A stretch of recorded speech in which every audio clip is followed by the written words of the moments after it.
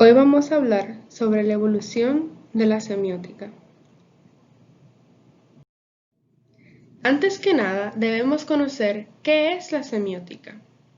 No es más que la disciplina que estudia los diferentes procesos culturales de comunicación apoyados en un sistema de significación. La palabra semiótica viene del griego semeion, que significa signo, y semeiotike, que quiere decir tratado de signos. El estudio de los signos empieza en la Edad Antigua, con los filósofos. Las reflexiones del signo se centraban sobre todo en el lenguaje y su finalidad. Lejos de ser inmanente, consistía en justificar un determinado sistema filosófico. En primer lugar, tenemos a Parménides, quien decía que los signos eran las pruebas de la verificación de un hecho. Si la tierra estaba húmeda, era signo de que había llovido. Luego tenemos a Hipócrates, quien, para referirse a los síntomas de una enfermedad, utilizaba el término semeion, que significa signo. Luego tenemos a Platón, quien empezó a investigar el origen del lenguaje, llegando a la conclusión de que el significado se lo da su entorno. Más tarde aparece Aristóteles, quien se empieza a interesar por la interpretación de los signos y el lenguaje. Se opone a Platón diciendo que las palabras le dan nombre a las cosas. En esa misma línea llegamos a los estoicos, quienes debatían con los epicúreos si el signo era natural, aquel creado por la naturaleza, o si era convencional, creados específicamente para la comunicación. Estudiaron los signos no lingüísticos y fundaron bases semióticas. Asimismo, ligaron el significado, el significante y el objeto. Finalmente llega San Agustín, quien asocia definitivamente la teoría de los signos y la teoría del lenguaje. Para él, los signos son naturales o arbitrarios, y plantea que son de carácter connotativo. La evolución de la semiótica en la Edad Media. Una vez pasamos a la Edad Media, nos encontramos con Tomás de Aquino. Para él, las palabras son vehículos de conocimiento, mientras que el signo es aquello mediante lo cual alguien llega a conocer algo de otro.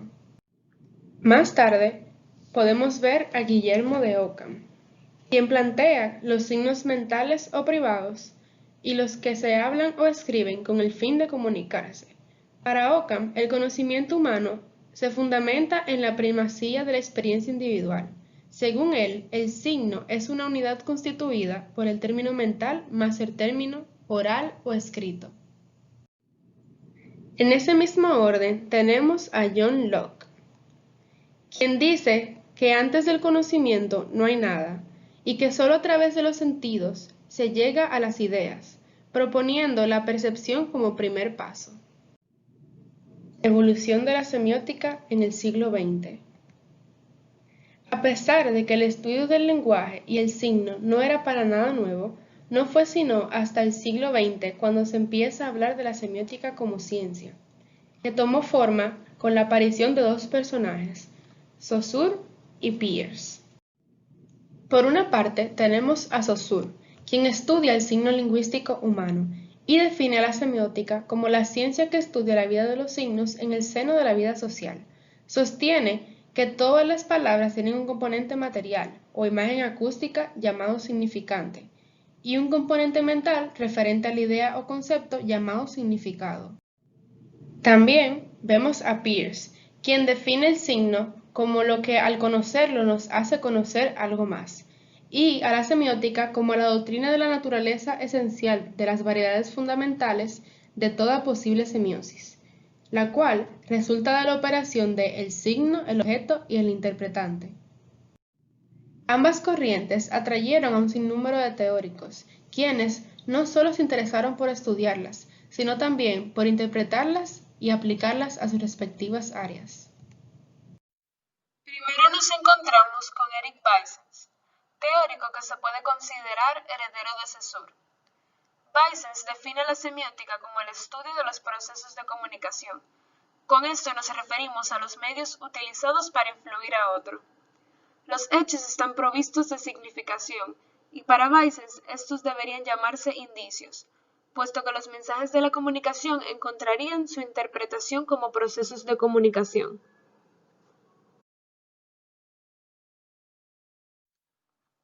Ahora continuamos con Charles William Morris. Desde el punto de vista filosófico, Morris es pragmático y positivista. Define el signo como algo que alude a algo para alguien, y para esto se basa en tres elementos: vehículo sígnico, designatum e intérprete. Concibe la semiótica como una ciencia de dos caras. Por una parte es una ciencia en sí misma, y por la otra es un instrumento de la ciencia.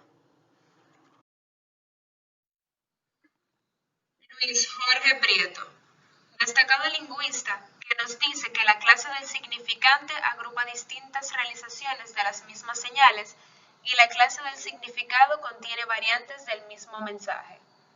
Desarrolló una concepción muy personal de la connotación e identificó de los dos niveles de significado que el primero incluye al segundo y lo puede condicionar dependiendo del contexto en el que se dé el acto de habla.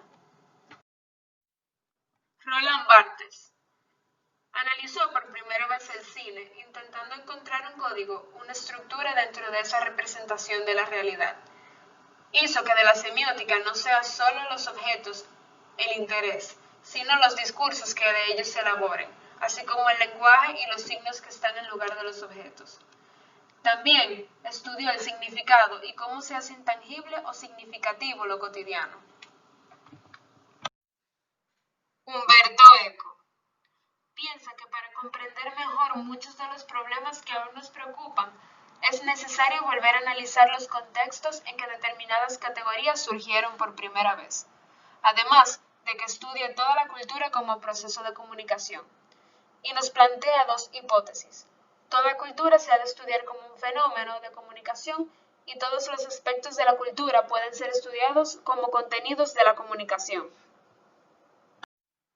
Thomas Sebeok arrancó la semiótica del terreno filosófico, lingüístico y hermenéutico y la trasladó al dominio de la biología. Investigó cómo todos los animales están dotados genéticamente de la capacidad de utilizar las señales básicas y cómo la semiosis humana es al mismo tiempo similar y diferente a esta capacidad. Jean Baudrillard se relaciona con el análisis de la posmodernidad y la filosofía del postestructuralismo, el cual le permitía describir la dinámica del consumo basada en la adquisición de signos antes que de objetos. Roman Jakobson. Su primera definición moderna del fonema es impresión mental de un sonido, unidad mínima, distintiva o vehículo semántico mínimo. Es considerado el fundador de la lingüística y de la fonología.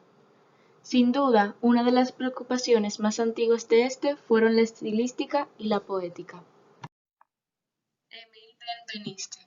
Sus estudios más notables son orígenes de la formación de los nombres en indoeuropeo, el vocabulario de las instituciones indoeuropeas y problemas de lingüística general.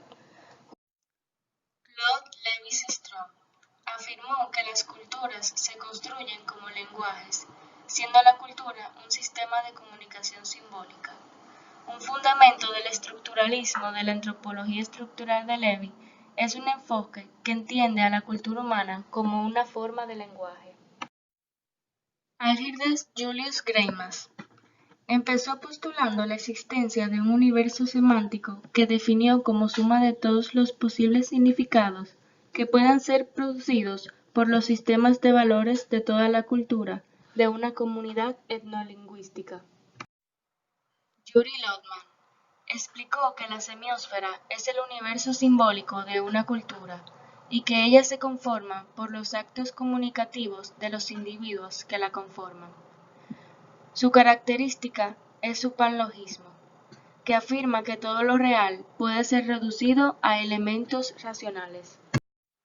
Michel Foucault, interesado en el presente que le tocó vivir, critica el proyecto de las ciencias humanas modernas, demostrando que sus demandas de objetividad son imposibles en un dominio en el cual la verdad en sí misma siempre sea una construcción divagadora.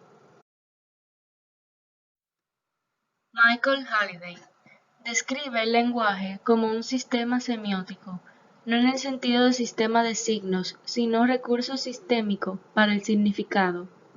Para él, el lenguaje es un potencial de significación, y define la lingüística como el estudio de cómo los seres humanos intercambian significados a través del lenguaje. Jacques Derrida. Su metodología se basó en un tipo de pensamiento que critica, analiza y revisa fuertemente las palabras y sus conceptos. Esta se relaciona con las disciplinas de la lingüística y la antropología.